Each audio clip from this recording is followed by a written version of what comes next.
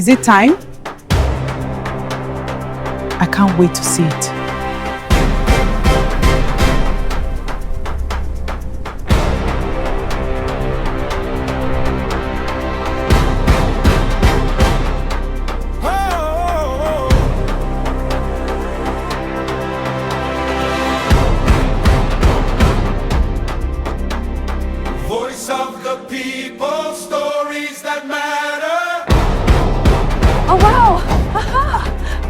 Truth in every moment, now and forever.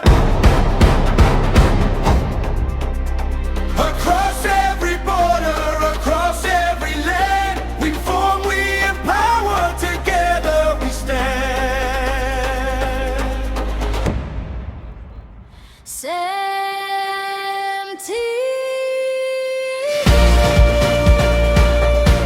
From Africa to the world,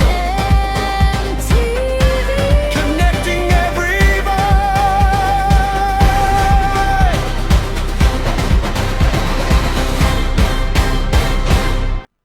You know, the good book says, he who finds a wife finds a good thing and obtains favor from the Lord. But some people believe that, you know, your wife perhaps may not be that good thing that comes into your life. Maybe your wife is that one person in your life that when bad things happen to you, you shouldn't go to. You shouldn't express that to your wife, or you shouldn't express that to your partner. That's what's going on social media right now because of one particular scenario that played out with a popular Nigerian actor. Ladies and gentlemen, this is Jolly Life here on CEMTV. I am Emmanuel Tamino Tenari, but you can call me Tammy for short. And of course, I'm not alone today. I am with the weather oracle, Vera Philip. How's it going? It's going fine. He's never alone. He can't even be alone at all. Good to have you, Tammy. Good afternoon. Good afternoon. So let me ask you this, Vera.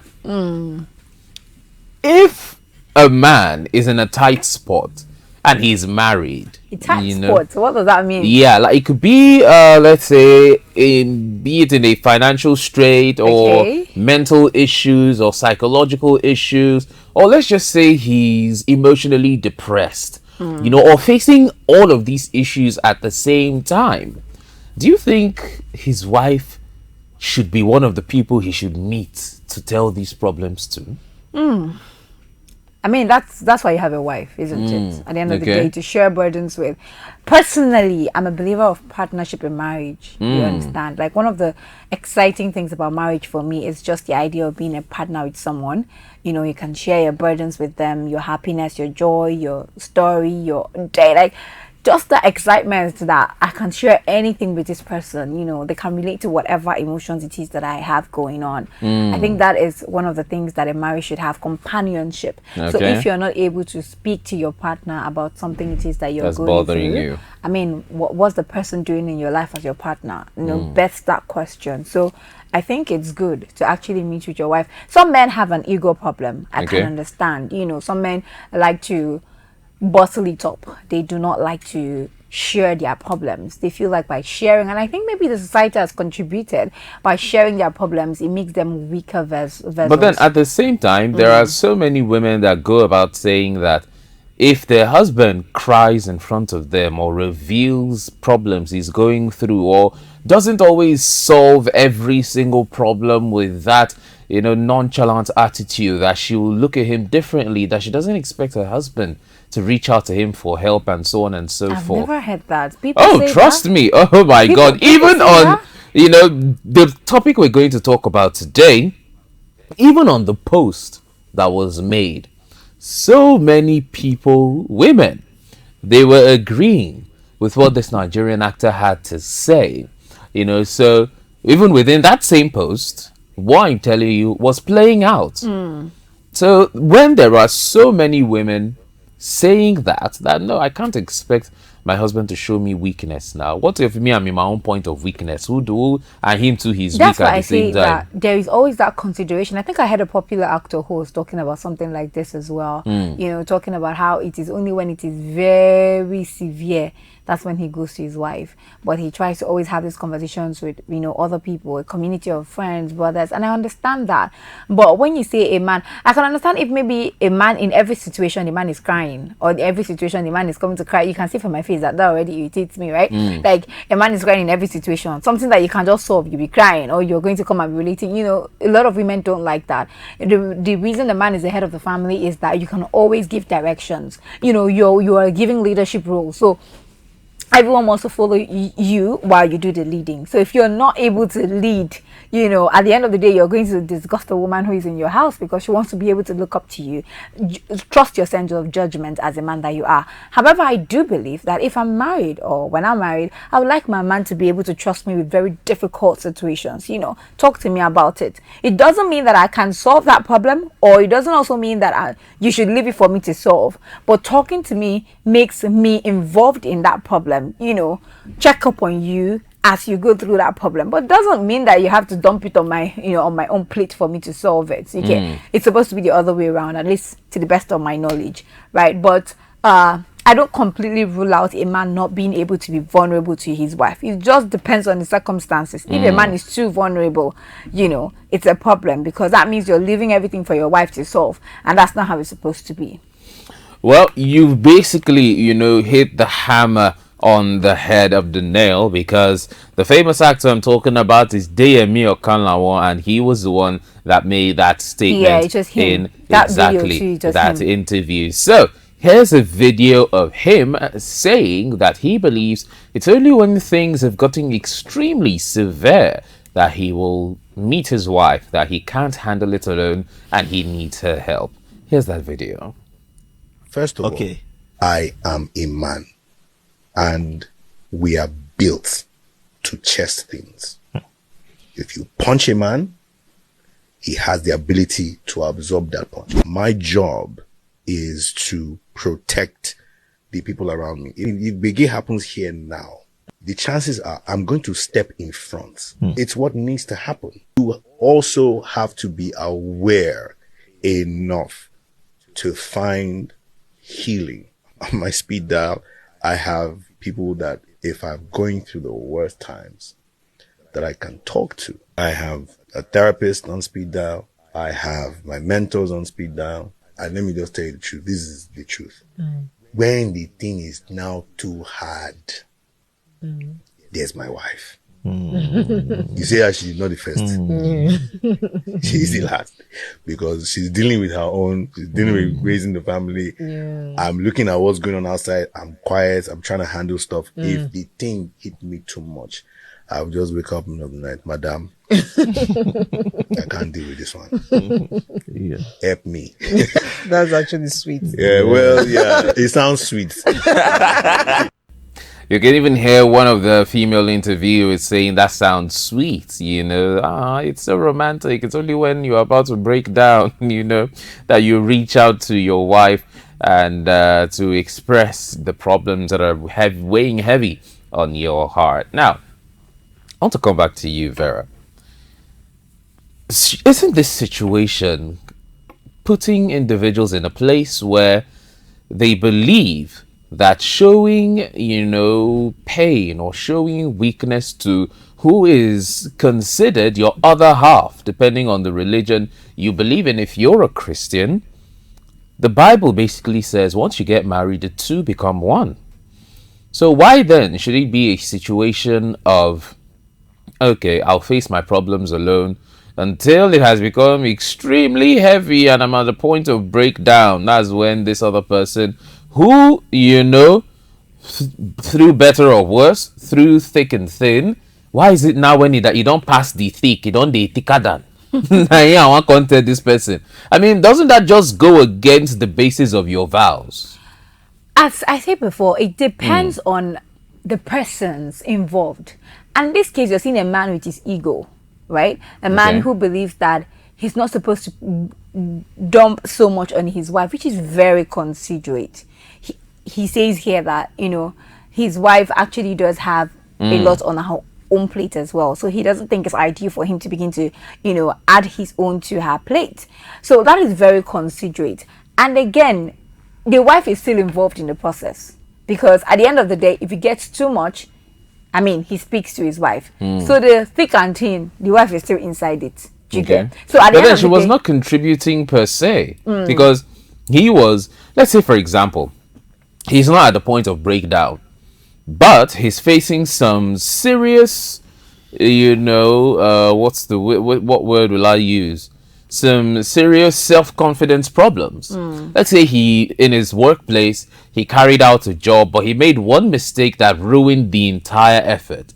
And at that point in time, his boss is angry at him, supervisor is angry at him, everyone in the company is angry at him, and now he's beginning to question himself. But at this point, he's more or less thinking, well, it's not really to the point of my breakdown, so I don't need to tell my wife. And it's a situation of, let's say she's an observant person, she notices it, and she's like, is anything wrong? And then he's like, nah, like, it's all good. I'll solve it. It's all good. And she would be like, okay, after all, he's a man now. He'll figure it out. He'll solve it. Shouldn't it be a situation of, okay, this is a major problem I'm facing. Fine, it's not enough to break me down, but it is a problem regardless, because every human being has their breaking point. Your breaking point may be completely different from another woman's breaking point. That's why some women will tell you, because they beat you, now why you run from marriage? Me when my own, they beat me for 10 years. Her breaking point is far from yours. Yours, a man may yell at you, and you're like, I'm not doing this I'm not again. taking that, yeah. Exactly. Another person, you'll be like, if you like beat me, I'm not leaving this marriage. So it's like, why should we then put an imaginary breaking point when each individual has their own separate ways of dealing with pain and their own separate, tolerance to pain and suffering? it is not an imaginary breaking point. That's the breaking point to him, to Daniel. You right? That's his breaking point, and that is where he feels like the only person I can involve right now is my wife. So it is not a general breaking point. Now, as you say, people have their different breaking points. To me, I don't necessarily need to be at my breaking point before I tell my partner that, oh, this is what's going on with me. That's my personal preference. That is the dynamic that me and my partner share, right? But with Daniel, as he has said now, his own a situation with his wife is that when he gets to the breaking point, that's when he actually does tell his wife. When he gets beyond his therapists or his friends or a group of people who can be of help to him, that's when he involves his wife. That is his breaking point. And to me, there's really nothing wrong with that. If he feels like he has the ability to handle whatever it is, he has people in his deck to handle, there's no need boring your wife with all of those situations, especially in this case where they have an understanding. Do you get? He understands that his wife has her own problems, and she's dealing with her own problems, and he needs to deal with his own problems. It's different if maybe there is no problem to be dealt with at all, at least from the wife's end, and the wife is just supposed to be a bag of emotions for him. But in this case, he acknowledges the fact that his wife is also in her own zone, dealing with her own things, so he doesn't necessarily need to dump. And somehow, there's this thing that strong women will do to you, right? Your wife goes through her own thing, but you never hear of it. Okay. As a man, you're going to feel very challenged. Like, how does she handle it? How does she do this? And you're going to just generally want to step up your game because this woman has demonstrated a certain level of, strength. And you are the man of the house.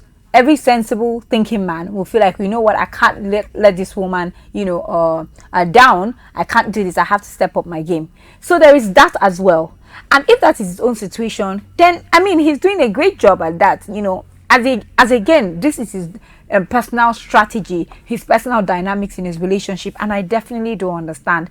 I don't think that every man should have to copy that style. I don't think that every man should have to get to their breaking point before they tell their partner. I'm saying, what's the dynamic of things between you and your partner? What does your partner understand? What is the point where you tell your partner about the things that you're going through? What do you expect of your partner? Do you understand? Those kind of conversations. It comes from personal relationships. Daniel and his wife have been married for, I think, more than 13 years. 13 years, yeah. So they've had their times where these issues have come up, and they've had the times where they've been able to solve it. You don't just learn these things in one day. It continues in marriage. Even up until that 13th year in their marriage, they probably have had issues over things like this. So we cannot, again, compare another person's dynamics of what it is or how it is they deal with their marriage to another. because again, they have different dynamics. They have gone through their own hurdles as human beings, and they understand themselves, maybe sometimes, or maybe they don't. And that's why they can be able to be like, okay, it's only when I get to my breaking point I'm able to have this conversation with my wife, right? And just tell her, maybe she help, maybe she doesn't help. He didn't even mention in that video whether his wife, helps him, or whether he's saying it's his wife asking for help, or he's saying it because he needs to confide in somebody. He didn't put that out there. So that could also be another point of the conversation. At the end of the day, what's the dynamics that works with you and your own partner? But one thing I know is that if you become too vulnerable to your partner as a man, in the sense that you always want your wife to solve your problems, you're going to turn out to be a weakling. Because that is not how God has created man. God has created man to go before. Meaning God has created you with strength, with leadership roles. So even if being a leader does not mean that you don't break down. Being a leader does not mean that you do not share your struggles, but being a leader is that you are always making the move. You're always going. You're always finding strategies. You're always finding solutions. You're not stopping at any point. And that is how man was created.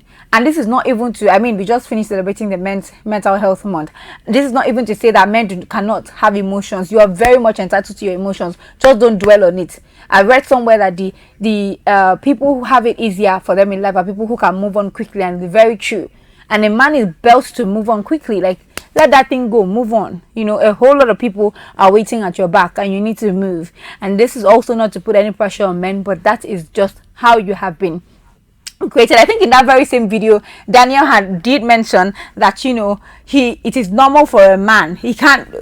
Something cannot happen in this place, and then you expect me to be the one to want to save. You're going to jump in as a man. That's how you've been created to be. Of course, men should have emotions, but it should not deter you from the responsibility that you have naturally been placed with. It's just like how women are meant to nurture and care. Because women are now trying to fight for a certain kind of equality, or because they want to be in certain rooms that men are, it does not deter them from the natural care and or love that they have been blessed with. It doesn't. There is an advancement, but it does not mean that it has been taken away from them. That's the same thing. Men have been placed with this responsibility. As much as we are looking for a balance for them, it does not mean that they should deter from the responsibilities that have naturally been placed on their shoulders. Okay, that does make a lot of sense. There's a lot more to talk about, but we're going to go on this short break, and by the time we come back from this short break, we'll round up a few more things, share some more thoughts, probably give some advice here or there, and then we round up. Remember, this still is CEMTV's Jolly Life, and I remain Emmanuel Tamunot Henry, but you can call me Tammy for short. Don't go anywhere. We'll be right back.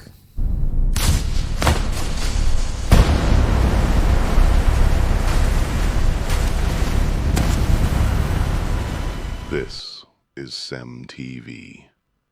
Reliable news and entertainment.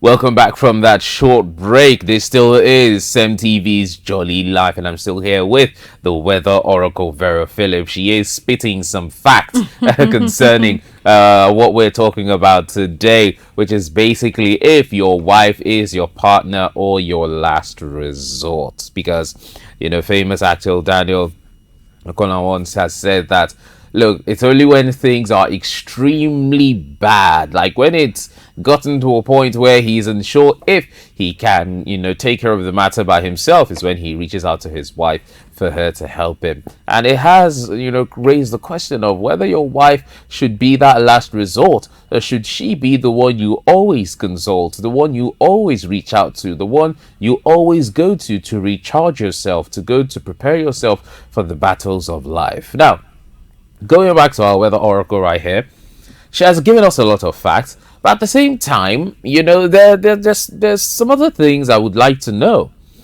I would want to find out. Keeping someone as a last resort, especially when this person is supposed to be, as they would say, your ride or die. Yeah. This person is supposed to be, if no one else knows this, you know this. Yeah. If no one else is aware of this, you're aware of this. Isn't that the way it's supposed to be? Instead of, because when some people get married, even their relatives, they don't know as many things about them, at least in that time, as their wife does. They could be going through some problems. They could even be sick. And once their relative hears of it, their brother, my brother is sick. Yeah. And they say, yeah, so we've just been treating him.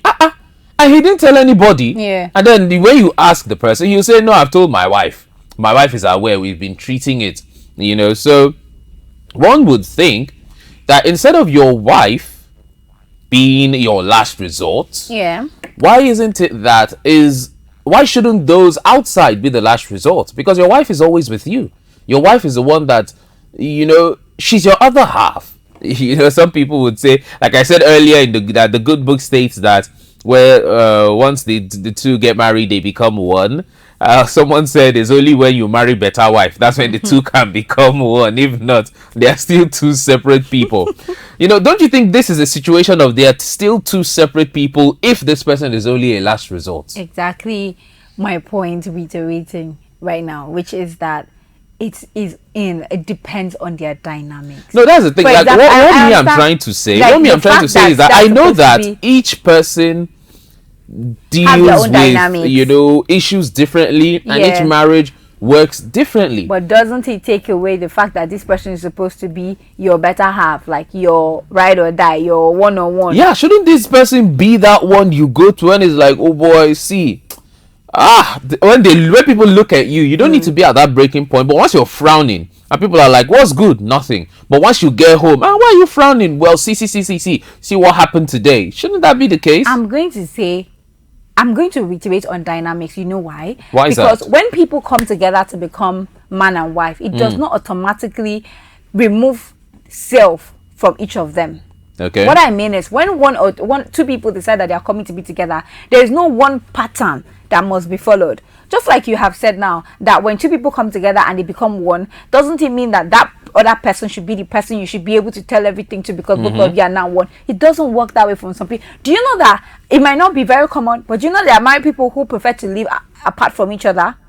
Yeah, I think I've heard of that. Exactly, but marriage automatically there are means some people that even tell you they prefer open marriages. They open dynamics. Exactly my point. What works? What actually makes you two become one is the ideologies, the belief that both of you share, the fact that both of you understand yourselves, the fact that both of you know exactly what it is you want and you're both pursuing it, the fact that outsiders do not have say in your marriage. Whatever it is that works for the both of you is described as one. Not the description that you give, not the description that you understand, not the description of, because you and I have one now, you're supposed to be the person I'm saying everything to. Now, naturally, that's the advice anyone will give to you because that's the first thought of reasoning. Yeah. But that's not what works for every single couple. That's not how it works for every single couple. And that's why I will reiterate on dynamics.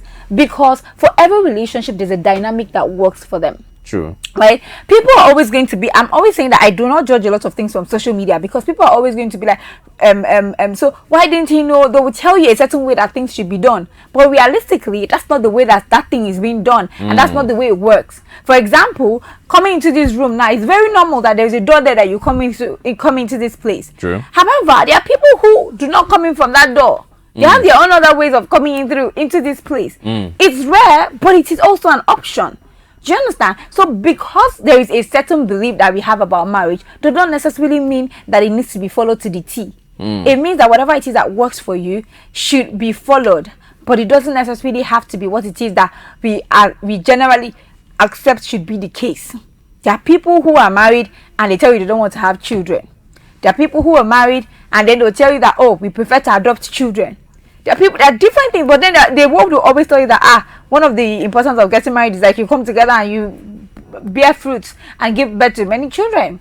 But a lot of people don't believe in that dynamic, and that's why I'm saying that it is different for different people. Individually, there are people who do not like the people they love the most, the people they trust the most, are the people they go to last. The result to last for whatever it is that is wrong with them. Yeah. I'm going to use myself for an instance. I was going through something of recent, right? And I have my circle of friends, like I have my community of people. Inside those community of people, they're the ones I will reach out to first, not because they're my best, but because there's a certain level of advice or a certain level of words I know these ones will give to me.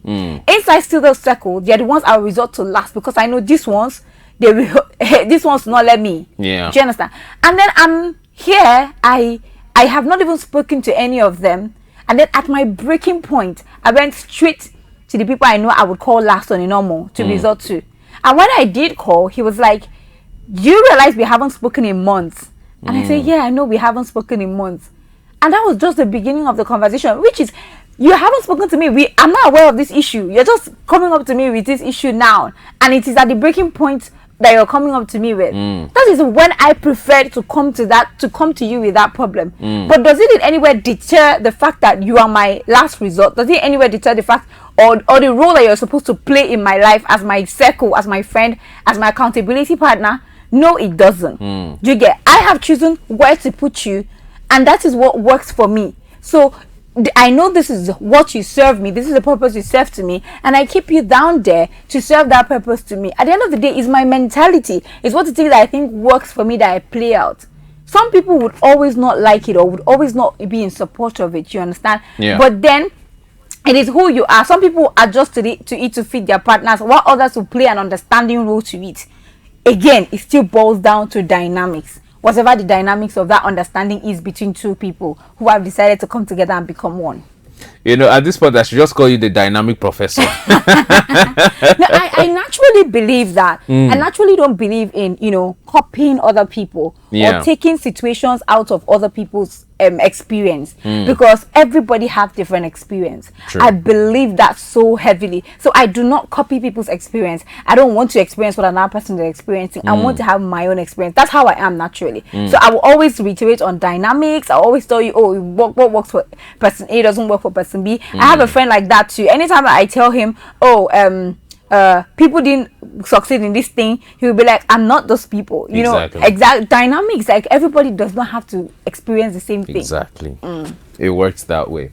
Well, it's about time we round up here on Jolly Life. But before we go, I would want Vera to, throw us some last words, be it advice or be it, some takes.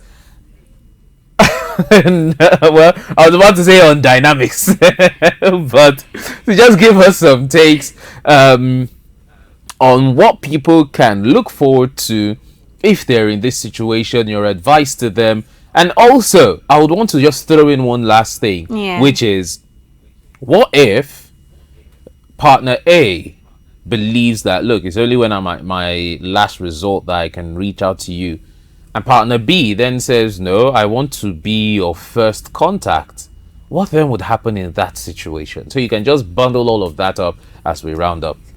Okay, sorry, I'm not sure I really got the question. Yeah, so like the besides the advice, to give people out there that have the thought of, there has to be this specific way to follow, or you have to reach a breaking point first, or you don't need to reach a breaking point first, what would your advice be to them? But then more importantly, I wanted to ask, what if both partners don't share the same ideals? This one believes that you have to reach your breaking point before you reach me. If not, you're a wimp. Why are you reaching me when he never reach you to die? You understand? And then this one is like, no, I believe that immediately it bothers me. I should tell you, even if I'm on my way working about it, I want to talk to you about it. What if their ideals then clash? Okay, so I think the two questions actually merging as one. Okay, yeah, you can answer them as one. For me to give answer to. So this is it. First of all, you are wired differently, and I think I've said this over and over and over on the show, like when I'm always reiterating that everyone is wired differently and you are wired differently. Now, when you say you want to be partners with someone, you obviously understand that that person is wired differently as well, and you people are going to have different ideas, different ideology to how things should be solved, especially conflict, how conflict resolution should work. Both of you will come from different angles. Both of you will share different views, of course, there are things that you both have in common, but it's not everything that you're definitely going to have in common. So this is my take.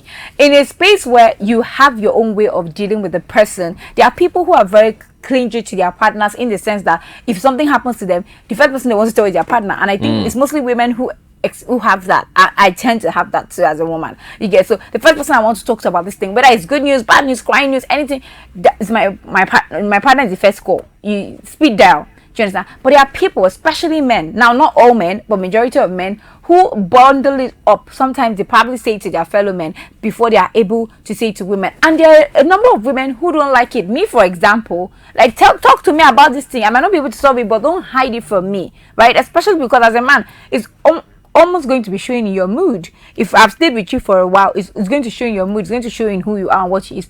So you meet each other at a point at a confluence, Abi. You meet each other somewhere.